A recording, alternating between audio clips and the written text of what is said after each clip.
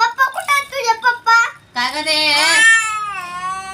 पप्पा कुठे गेले सांग मला.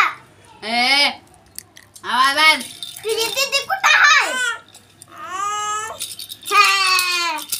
फटके देणार आता.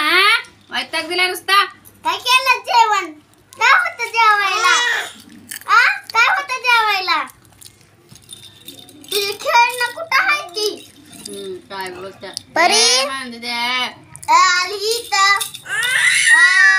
नाही बोलते.